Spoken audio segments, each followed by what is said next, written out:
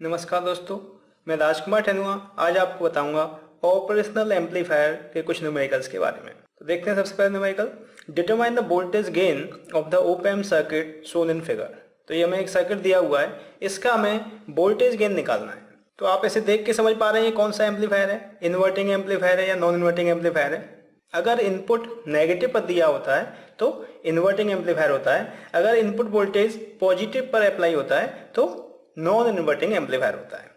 ठीक है, तो देखिए कोई भी क्वेश्चन अगर आपको ऑप एम्प का दिया है उसे सॉल्व करने का आप एक ही तरीका समझ लें तो ज़्यादा बेटर रहेगा। अलग अलग जो स्ट्रेटजी है उसे अप्लाई करने से बेटर है आप एक कॉमन तरीका सीख लीजिए। तो मैं आपको एक बहुत ही सिंपल तरीका बताऊंगा जिससे आप किसी भी प्रॉब्लम को सॉल्व कर पाएंगे। उसके बाद जब आप सीख जाएंगे तो आप शॉर्टकट भी यूज कर सकते हैं।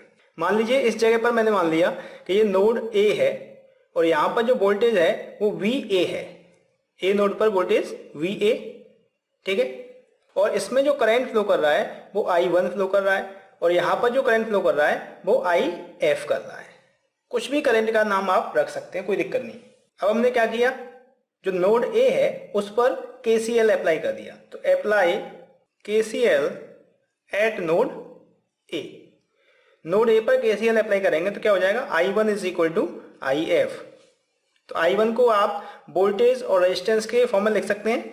तो यहाँ पर वोल्टेज डिफरेंस क्या हो जाएगा, VI माइनस VA अपॉन जो रेजिस्टेंस है 10 इज इक्वल टू IF क्या होगा, VA माइनस जो वोल्टेज है V0 अपॉन 57।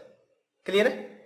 अब VA की वैल्यू क्या होगी, by the concept of virtual ground और virtual short VA is equal to 0। यहाँ पर क्या है कि ये दोनों टर्मिनल बेसिकली कह सकते हैं शॉर्ट होते हैं, तो यहाँ पर जो वोल्टेज होगा वही वोल्टेज यहाँ पर होगा। तो by the concept of virtual ground VA is equal to 0।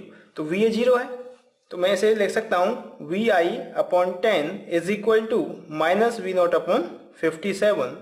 तो V0 upon VI is equal to हो जाएगा minus 57 upon 10 which is equal to minus 5.7 और ये होता है गेन के बराबर, वोल्टेज गेन AV।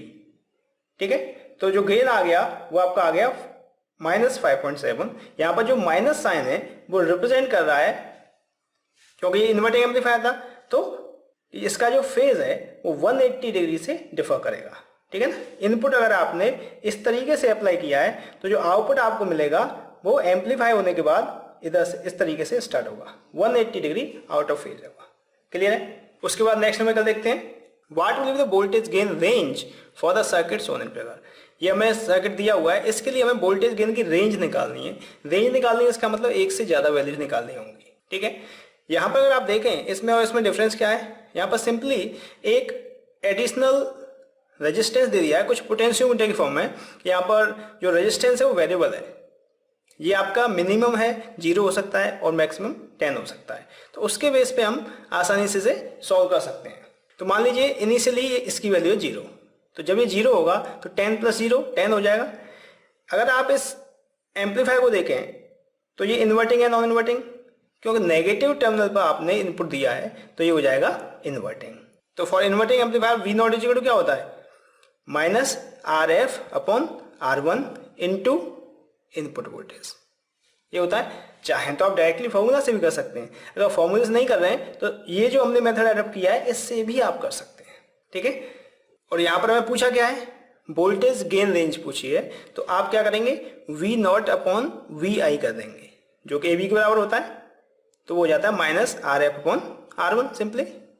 ठीक है, तो मैंने AV1 निकाल लिया, तो AV1 में क्या होगा माइनस RF, तो माइनस RF आपको दिया हुआ है 500, तो 500 अपॉन R1, तो R1 आपने 10 प्लस इनिशियली इसे 0 मान लिया तो 0, क्या आ जाएगा माइनस 50। फिर आपने कहा AV2 निकाल लेते हैं हम, AV2 में माइनस 500 अपॉन, इस बार आपने इसको मैक्सिमम मान लिया तो मैक्सिमम ये 10 हो जाएगा, तो 10 प्लस 10 20, तो ये माइनस 25। ठीक है ना, तो जो रेंज हो जाएगी वो आपकी 25 से 50 हो जाएगी गेन की।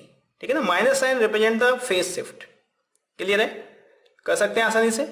नेक्स्ट प्रॉब्लम देखते हैं, calculate the output voltage V0 for the circuit shown in figure. इसके लिए आपको वी नॉट निकालना है। तो यहाँ पर देखिए 2 ओप एम्प दिए हुए हैं, तो आप जब एक से ज़्यादा ओप एम्प देख लेते हैं थोड़े से परेशान हो जाते हैं। तो यहाँ परेशान होने की जरूरत नहीं है, जस्ट आपको समझना है कि बेसिकली कंसेप्ट क्या है। जब एक बार आप समझ जाओगे तो आपको ओप एम्प के न्यूमेरिकल्स बहुत ही आसान लगेंगे। तो अगर आप इसे देखें तो ये बेसिकली वोल्टेज फॉलोअर का सर्किट है। अब आप सोचेंगे वोल्टेज फॉलोअर, सर मेरे को तो याद नहीं रहता है वोल्टेज फॉलोअर का सर्किट है, कोई ऐसा तरीका बताइए इससे मैं आसानी से कर पाऊँ। ठीक है, कोई दिक्कत नहीं, आपको बिल्कुल याद नहीं करना है वोल्टेज फॉलोअर का सर्किट है, लेकिन आपको इतना तो याद रखना है कि अगर नेगेटिव फीडबैक हमें दिया हुआ है, कोई भी देखिए प्रॉब्लम आपने देखी, गौर किया होगा आपने, यहाँ पर भी नेगेटिव फीडबैक था, नेगेटिव टर्मिनल पर फीडबैक होकर आ रहा है, यहाँ पर भी नेगेटिव पे आ रहा है, इस जगह पे भी आप देख रहे हैं नेगेटिव पे आ रहा है, यहाँ पर भी नेगेटिव पे आ रहा है। तो बेसिकली एम्पलीफायर्स के केस में हम नेगेटिव फीडबैक प्रोवाइड करते हैं और ऑक्सीलेटर्स के केस में पॉजिटिव फीडबैक प्रोवाइड करते हैं। तो जब नेगेटिव फीडबैक होगा तो उस केस में वर्चुअल ग्राउंड या वर्चुअल शॉर्ट का कंसेप्ट लागू होता है। ठीक है, तो वर्चुअल शॉर्ट की वजह से क्या होगा, ये जो वोल्टेज है ये अवेलेबल होगा इस जगह पर, यहाँ 2 वोल्ट है तो इस जगह पर भी वोल्टेज 2 वोल्ट हो जाएगा, और ये देखिए यहाँ शॉर्ट है, इसका मतलब यहाँ पर भी वोल्टेज 2 वोल्ट हो जाएगा। तो जो इनपुट आपने दिया वही आउटपुट आता है, तो that is the voltage follower. Voltage follower वही करता है जिसमें मतलब जो इनपुट होगा वही आउटपुट होगा। ठीक है, तो सिंपली ये यहां पर आ गया। अब आप कह रहे होंगे वोल्टेज फॉलोअर का फिर फायदा क्या? इसका भी अपना फायदा है, इसे as a buffer amplifier use करते हैं, फॉर इम्पीडेंस मैचिंग के लिए कई बार यूज किया जाता है, या फिर जो लोडिंग इफेक्ट है उसे खत्म करने के लिए यूज किया जाता है। तो यहाँ पर हम एप्लीकेशन की बात नहीं कर रहे हैं, तो आसान है, यहाँ से 2 वोल्ट आ गया ये। ठीक है, उसके बाद अगर इस पोर्शन को आप देखें तो ये तो आपने पहले भी क्वेश्चन सॉल्व किए, ये कौन सा एम्पलीफायर है? इन्वर्टिंग एम्पलीफायर, नेगेटिव पर इनपुट आ गया। ठीक है, तो चाहे तो आप डायरेक्टली यहाँ फॉर्मूला भी यूज कर सकते हैं, अगर फॉर्मूला यूज करने में दिक्कत हो रही है तो आप नॉर्मल जो हमने मेथड सीखा है उसी से आप कर सकते हैं। आपने मान लिया इसमें करंट I1 फ्लो कर रहा है और इसमें करंट IF फ्लो कर रहा है। जनरली हम ये मानते हैं कि जो ओप एम्प है वो आइडियल है, इसमें से इसके अंदर कोई करंट फ्लो नहीं करता है। ठीक है, तो अगर इसे मैंने नोड ए कह दिया तो apply KCL at node A, तो I1 इज इक्वल टू हो जाएगा IF। तो I1 क्या हो जाएगा, यहाँ 2 वोल्ट माइनस यहाँ पर हमने मान लिया वोल्टेज है VA अपॉन रेजिस्टेंस था 20 is equal to VA minus V not upon 100। VA की वैल्यू क्या है? By the virtual ground. देखिए जब यहाँ पर अगर ग्राउंडेड हो रखा है तो हम वर्चुअल ग्राउंड कह रहे हैं, यहाँ पर कोई वोल्टेज दिया होता है तो हम उसे वर्चुअल शॉर्ट कहते हैं, जिससे कि वो वोल्टेज वहां पर पहुंच जाएगा। ठीक है ना, तो by the concept of virtual ground VA is equal to 0, तो मैं लिख सकता हूं 2/20 इज इक्वल टू VA क्या है 0 माइनस V नॉट अपॉन 100। ठीक है, तो V नॉट क्या हो जाएगा, यहां से V नॉट हो जाएगा माइनस 10 वोल्ट। क्लियर, आपको आउटपुट वोल्टेज निकालना था तो आसानी से निकाल लिया आपने। क्लियर है, उसके बाद नेक्स्ट देखिए, find the output voltage of the 3 input adder circuit shown in figure. तो एडर का हमें देखना है, काफी इंपॉर्टेंट क्वेश्चन है ये, इस टाइप की प्रॉब्लम ज्यादा आती है एग्जाम में। तो इसे करना है तो सेम वही प्रोसीजर है करने का। इसे नोड ए मान लिया, यहाँ पर वोल्टेज VA हो जाएगा। ठीक है ना, जो कि bye the concept of virtual ground 0 हो जाएगा। ठीक है ना, यहाँ पर मान लिया कि इसमें करंट I1 है, इसमें I2 है और इसमें I3 है और इसमें करंट है IF। क्लियर है, तो apply KCL at node A, तो I1 plus I2 plus I3 is equal to IF। तो I1 क्या हो जाएगा -4, ठीक है, और minus VA upon resistance 4 plus I2 क्या हो जाएगा -2 minus VA upon 4 plus I3 3 minus VA upon 4 is equal to VA minus V not upon 6। Clear है, तो by the concept of virtual ground VA is equal to 0 लिखना ही जरूरी है, आप लिख देते हैं ज़्यादा अच्छी बात है। तो ये हो जाएगा -4 अपॉन 4 प्लस मैंने इसे लिखा -2 upon 4 plus 3 upon 4 is equal to minus V not by 6। ठीक है ना, तो इससे क्या होगा 4 पूरा हम एलसीएम ले लेंगे और 4 इधर चला जाएगा, ठीक है ना। तो ये हो जाएगा -4 -2 + 3 इज इक्वल टू -4/6 V0, ठीक है। तो इधर से क्या आ जाएगा, इधर से आ जाएगा आपका 3, तो 3 इज इक्वल टू हो जाएगा ये -2/3 V0। तो हम लिख सकते हैं V0 is equal to -9/2 which is equal to -4.5 volt. Clear है। तो आउटपुट आ गया, आसानी से निकाल सकते हैं। तो यहाँ पर कैलकुलेशन मिस्टेक आपको नहीं करनी है, कई बार आप जस्ट कैलकुलेशन मिस्टेक कर देते हैं, उसमें गड़बड़ी हो जाती है। बाकी अगर आप देखें क्वेश्चन में तो कुछ नहीं है, बहुत आसान क्वेश्चन है। क्लियर है। उसके बाद एक और प्रॉब्लम देख लेते हैं। तो यहाँ पर देखिए जो वोल्टेज बेसिकली अप्लाई किया गया है, इनपुट वोल्टेज, वो पॉजिटिव टर्मिनल पर किया गया है, ठीक है। तो ऑब्वियसली ये कौन सा एम्पलीफायर होगा, नॉन इन्वर्टिंग एम्पलीफायर।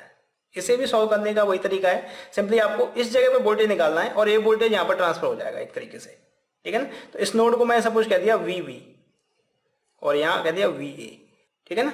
तो VV की वैल्यू सबसे पहले आपको कैलकुलेट करनी होगी। तो उसके लिए हमने मान लिया इसमें करंट है I1, इसमें करंट I2 और इसमें करंट I3, ठीक है। तो हम लिख सकते हैं I1 + I2 + I3 is equal to 0। ऐसा क्यों, क्योंकि इसके अंदर जो ओप एम्प है, हम आइडियल मान के चल रहे हैं, तो आइडियल ओप एम्प के अंदर कोई करंट फ्लो नहीं करता है। इस वजह से इन तीनों का सम 0 हो जाएगा, ठीक है। अब I1 में लिख सकता हूं V1 - VB upon 1 plus V2 - VB upon 2 plus V3 - VB upon 3 is equal to 0, ठीक है। V1, V2, V3 की वैल्यू दी हुई है तो उन्हें हम पुट कर देंगे।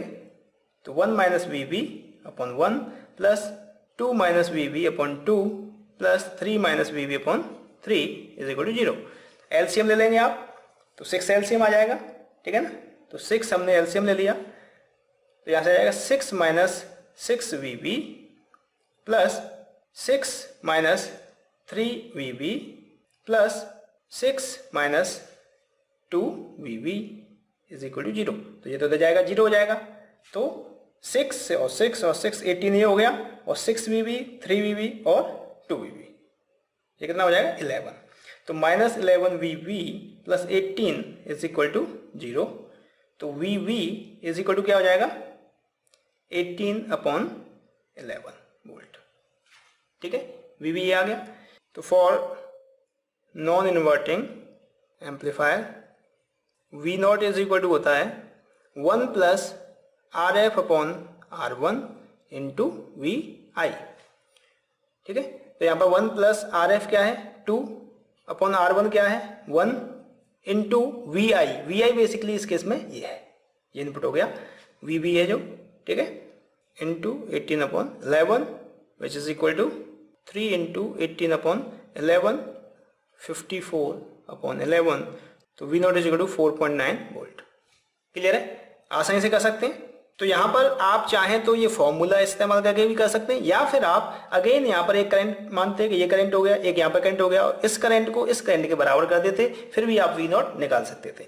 जैसे आपको आसान लगता है उस तरीके से आप कर सकते हैं। तो आई थिंक अब आप ओप एम्प की प्रॉब्लम्स आसानी से कर सकते हैं, और भी कुछ हम एडिशनल प्रॉब्लम देखेंगे अपने नए लेक्चर में। तो आई होप ये आपको समझ में आया होगा। Thank you.